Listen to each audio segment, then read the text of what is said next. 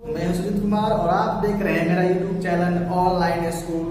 दोस्तों, आज हम लोग बात करने वाले हैं सेकेंड चैप्टर जो कि 10th क्लास का है, प्रकाश का अपवर्तन। ठीक है, तो दोस्तों आप मेरे इस वीडियो को अंत तक देखें क्योंकि आप लोग इस वीडियो से पूरा लाभ ले सके। और हाँ, ये मैंने बोर्ड पे जो लिखा हुआ है ये आप लोगों के लिए लिखा हुआ है क्योंकि आप लोग इसे फेयर नोट्स भी बना सकते हैं। ठीक है, तो चलिए वीडियो को स्टार्ट करते हैं। और हाँ, आप मेरे चैनल को सब्सक्राइब नहीं किए ना तो प्लीज सब्सक्राइब कर लें क्योंकि मैं अगला वीडियो जब भी अपलोड करूं उसका नोटिफिकेशन आपको सबसे पहले मिले और आप उस वीडियो को देखकर लाभ ले सके। ठीक है, तो चलिए वीडियो को स्टार्ट करते हैं। देखिए, प्रकाश का अपवर्तन क्या है। तो प्रकाश की किरणें एक पारदर्शी माध्यम से, प्रकाश की किरणें एक पारदर्शी माध्यम से दूसरे पारदर्शी माध्यम में जाने पर दिशा परिवर्तन की क्रिया को प्रकाश का अपवर्तन करते हैं। अब देखिए यहाँ पे पारदर्शी क्या है भाई, क्या है, तो इसको हमने अगले वीडियो में जो हमारा पहला वीडियो आया हुआ था उसमें मैं इसको बता चुका हूँ। ठीक है, तो देखिए यहाँ पे हमने बताया कि प्रकाश की किरणें एक पारदर्शी माध्यम से दूसरे पारदर्शी माध्यम में जाने पर दिशा परिवर्तन की क्रिया को प्रकाश का अपवर्तन करते हैं। देखिए, इस प्रकार आपने इसमें कुछ घटनाएं भी घटती है, जैसे रात के समय तारे टिमटिमाते हुए नजर आते हैं, होता है ना। और जब हम लोग कांच के ग्लास में एक शीशा डाल देते हैं तो अपनी स्थिति से कुछ ऊपर उठा हुआ दिखाई देता है। तो ये जो भी घटनाएं घटती है प्रकाश के अपवर्तन के ही कारण घटती है। ठीक है, तो इसको मैं आगे बताऊंगा क्यों होता है, कैसे होता है। देखिए, प्रकाश की चाल के बारे में बात करते हैं तो मैं बता दूं कि प्रकाश की चाल जो होता है विभिन्न माध्यमों में अलग अलग होते हैं, यानी कि अलग अलग माध्यम होगा तो प्रकाश की चाल भी अलग अलग होगा। ठीक है, देखिए सर्वप्रथम रोमर नामक एक वैज्ञानिक ने बृहस्पति ग्रह के एक उपग्रह को देख करके प्रकाश की चाल ज्ञात किया था। यानी कि बृहस्पति ग्रह के उपग्रह में दो ग्रहणों के बीच की जो अवधि थी उसको देख करके प्रकाश की चाल को उसने बताया कि निर्वात में प्रकाश की चाल सबसे अधिक यानी कि 3 लाख किलोमीटर प्रति सेकेंड या 3 गुना 10 के पावर 8 मीटर प्रति सेकेंड होता है। ठीक है, तो देखिए ये उन्होंने बताया था और ये प्रकाश की चाल जो है निर्वात में होता भी है 3 गुना 10 के पावर 8 मीटर प्रति सेकेंड, और ये कई बार एग्जाम में पूछे भी जा चुके हैं। ठीक है, देखिए हमने यहाँ पे कुछ प्रकाश की चाल कुछ माध्यम में बताया है, जैसे कि पानी जो है तो पानी में प्रकाश की चाल आपका 2.25 गुना 10 के पावर 8 मीटर प्रति सेकेंड होता है। इसे आप नोट करते चलेंगे। ठीक है, उसके बाद ये जो तारपीन का तेल होता है उसमें प्रकाश की चाल 2.04 गुना 10 के पावर 8 मीटर प्रति सेकेंड होता है। उसके बाद कांच, शीशा, तो कांच में जो होता है प्रकाश की चाल 2 गुना 10 के पावर 8 मीटर प्रति सेकेंड, और एक रॉक साल्ट होता है उसमें जो होता है प्रकाश की चाल 1.96 गुना 10 के पावर 8 मीटर प्रति सेकेंड। उसी प्रकार नाइलॉन में भी 1.96 गुना 10 के पावर 8 मीटर प्रति सेकेंड प्रकाश की चाल होता है। ठीक है, देखिए जिस माध्यम का प्रकाशीय चाल, प्रकाशीय घनत्व जितना अधिक होता है उसमें प्रकाश की चाल जो है उतना ही कम होता है। आप इसी पे देख सकते हैं, जैसे यहाँ पे निर्वात में प्रकाश की चाल हमने लिखा है 3 लाख किलोमीटर प्रति सेकेंड या 3 गुना 10 के पावर 8 मीटर प्रति सेकेंड है।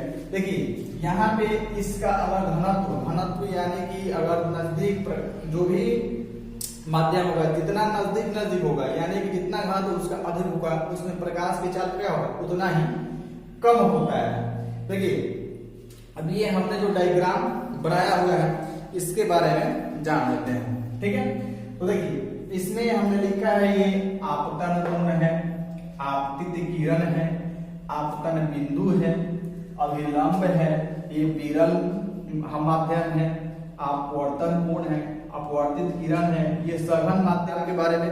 यहाँ पे आपतित किरण, आपतन बिंदु, अभिलंब, अपवर्तित किरण, आपतन कोण, अपवर्तन कोण जो है उसके बारे में। तो मैं पहले बात करता हूँ आपतित किरण के बारे में। तो देखिए दो माध्यमों को अलग करने वाली, दो माध्यमों को अलग करने वाली सतह पर पड़ने वाली प्रकाश की किरण को आपतित किरण कहते हैं। यहाँ पे देखिए दो माध्यम हमारा विरल माध्यम और सघन माध्यम है।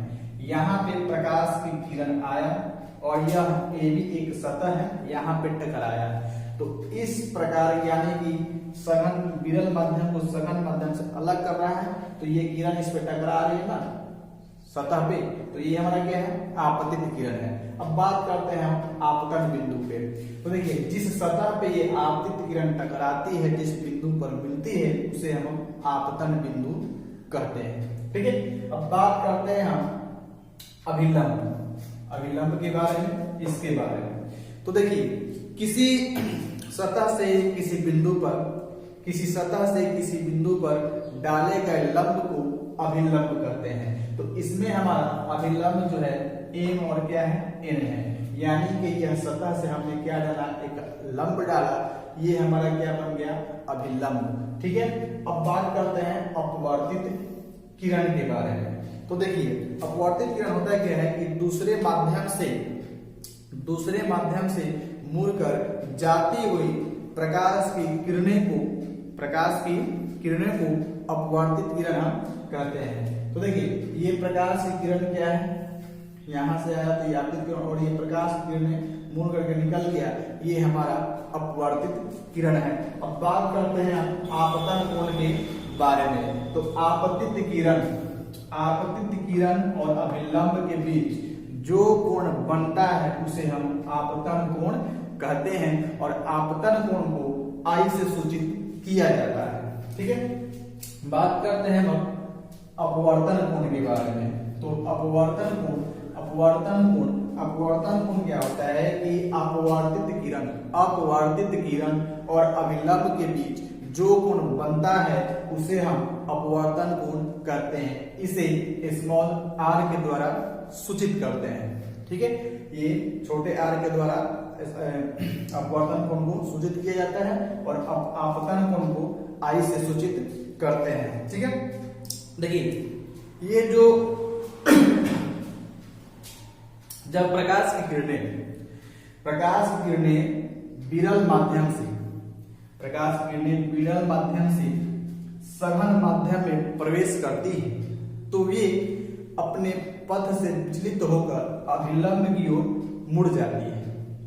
जब प्रकाश की किरणें आपतित किरण विरल माध्यम से सघन माध्यम में प्रवेश करती है, तो अपने पथ से विचलित होकर अभिलंब की ओर मुड़ जाती है। यानी कि देखिए ये आपतित किरण जो है यहां से इसको सीधे ऐसे जाना चाहिए, लेकिन हुआ क्या है कि ये सतह पर बढ़कर ये जो हमने अभिलंब डाला है इसकी तरफ थोड़ा सा झुक गया है। ये जो घटनाएं होती है अपवर्तन के कारण होती है। देखिए इसमें होता क्या है कि जब प्रकाश किरणें विरल माध्यम से सघन माध्यम में प्रवेश करती है, तो उसमें आपतन कोण अपवर्तन कोण से बड़ा होता है।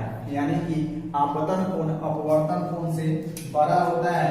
दैट मीन्स कि कोण आई ग्रेटर देन कोण आर, यानी कि आपतन कोण अपवर्तन कोण से बड़ा होता है।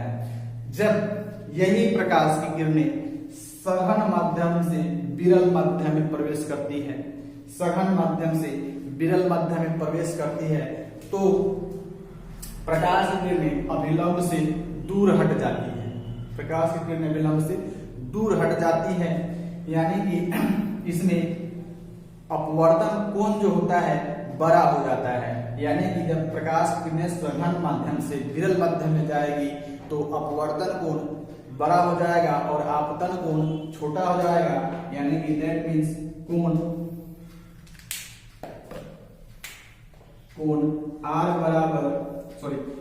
आर ग्रेटर देन आई, यानी कि कोण आर इसमें क्या होता है, बड़ा होता है और आपतन कोण छोटा होता है जब प्रकाश किरणें सघन माध्यम से विरल माध्यम में प्रवेश करती हैं तब। ठीक है, देखिए जब कोई प्रकाश की किरणें किसी दो माध्यमों को अलग करने वाली सतह पर सीधी पड़ती है, लंबवत पड़ती है, तो वह अपने पथ से बिना विचलित हुए उसी पथ पे वापस पुनः लौट जाती है। ठीक है, या निकल जाती है। ठीक है, देखिए अब हम बात करते हैं कि प्रकाश के अपवर्तन के दो नियम हैं। प्रकाश के अपवर्तन के दो नियम हैं। पहला नियम है कि आपतित किरण आपतन बिंदु पर डाला गया अभिलंब और अपवर्तित किरण तीनों एक ही समतल में होते हैं। ये प्रकाश के अपवर्तन के पहला नियम है। दूसरा नियम है कि दो माध्यमों के लिए आपतन कोण की ज्या मीन्स की साइन आई तथा अपवर्तन कोण की ज्या साइन आर का अनुपात एक नियतांक होता है, यानी कि साइन आई बटा में साइन आर होता है बराबर एक नियतांक। इस नियम को हम स्नेल का नियम भी कहते हैं। प्रकाश के अपवर्तन के कारण जो घटनाएं घटती हैं उसके बारे में तो देखिए, प्रकाश के अपवर्तन के कारण कौन कौन सी घटनाएं घटती है उसके बारे में तो देखिए, यहाँ पे रात्रि के समय मैंने बताया था पहले भी, रात्रि के समय तारों का टिमटिमाना ये जो है प्रकाश के अपवर्तन के कारण ही होता है। पानी से भरे किसी बर्तन की तल्ली में पड़ा हुआ सिक्का का ऊपर उठा हुआ प्रतीत होना ये भी प्रकाश के अपवर्तन के कारण ही होता है। जल के अंदर पड़ी हुई मछली वास्तविक गहराई से कुछ ऊपर उठी हुई दिखाई पड़ती है, ये भी हमारे प्रकाश के अपवर्तन के कारण ही होता है। उसके बाद द्रव में अंशतः डूबी हुई सीधी छड़ जो है टेढ़ी दिखाई पड़ती है, ये भी प्रकाश के अपवर्तन के कारण ही होता है। और सूर्योदय के कुछ समय पहले तथा सूर्योदय के कुछ समय बाद तक सूर्य जो है क्षैतिज के नीचे होने पर भी हमें दिखाई पड़ते हैं। तो ये सभी घटनाएं जो है प्रकाश के अपवर्तन के कारण ही घटता है और ये क्वेश्चन जो है बार बार कई एग्जामों में भी पूछे जा चुके हैं। ठीक है, देखिए अब बात करने वाले हैं अपवर्तनांक के बारे में। ठीक है, तो देखिए किसी माध्यम का अपवर्तनांक शून्य में यानी कि निर्वात में प्रकाश की चाल और उस माध्यम में प्रकाश की चाल को अपवर्तनांक कहते हैं। इसे हम अंग्रेजी अक्षर के स्मॉल n के द्वारा सूचित करते हैं, छोटा n के द्वारा सूचित करते हैं। अर्थात किसी माध्यम का अपवर्तनांक जो होता है शून्य में प्रकाश की चाल बटा में उस माध्यम में प्रकाश की चाल, या इसको हम कह सकते हैं कि n बराबर c बटा में सी एम, ये जो है हमारा अपवर्तनांक है। अब देखिए हमने कुछ पदार्थों के अपवर्तनांक जो लिखे हैं आपके एग्जाम के व्यू से बहुत ही जरूरी और इम्पोर्टेंट है, क्योंकि आप लोग इसे नोट्स कर सकते हैं, ठीक ना, और इसे याद भी कर लीजिएगा। देखिए यहाँ पे वायु का जो अपवर्तनांक होता है 1.003 होता है। ठीक है, क्योंकि यह सबसे कम अपवर्तनांक है। या उसके बाद पानी का जो अपवर्तनांक होता है 1.33 होता है, केरोसिन का 1.44, एल्कोहल का 1.36, उसके बाद कार्बन का 1.47, कार्बन डाइसल्फाइड का 1.63, उसी प्रकार बेंजीन का 1.50, बर्फ का 1.31, क्राउन कांच जो होता है उसका 1.48 से लेकर 1.61 तक, फ्लिंट कांच जो होता है उसका अपवर्तनांक 1.53 से 1.96 के बीच में होता है।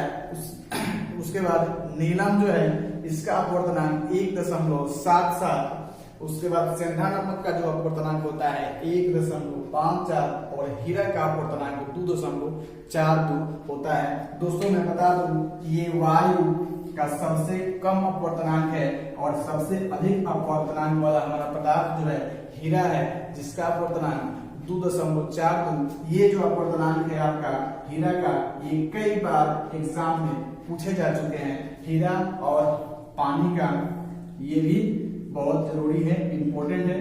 और ये वायु, ये आप तीनों को याद कर लेंगे, क्योंकि पानी का भी अपवर्तनांक पूछा जा चुका है जो कि 1.33 होता है। हीरा का अपवर्तनांक 4.24 होता है और वायु का अपवर्तनांक 1.003 होता है।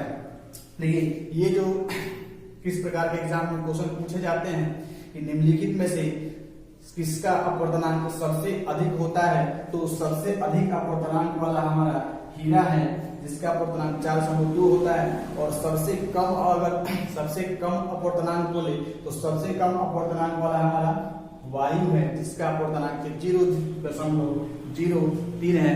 दोस्तों अगर ये हमारा वीडियो आपको अच्छा लगे तो प्लीज लाइक, शेयर, कमेंट और सब्सक्राइब करें। ठीक है, मिलते हैं अगले वीडियो के बाद।